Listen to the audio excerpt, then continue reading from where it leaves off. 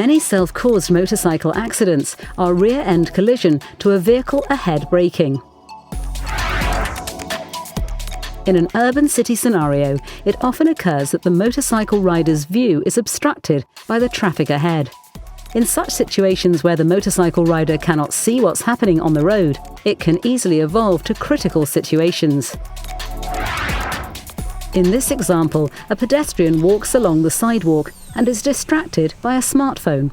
When she wishes to cross the street, parked vehicles obstruct the field of view for both the pedestrian and the driver of an approaching car. The car must then brake hard to avoid an accident, and thus the following vehicles as well.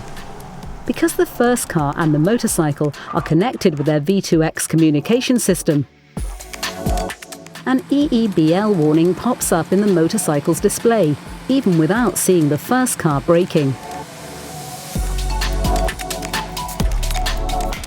Thanks to the V2X system and the warning application, the motorcycle rider has enough time to brake for a safe stop without encountering a critical situation.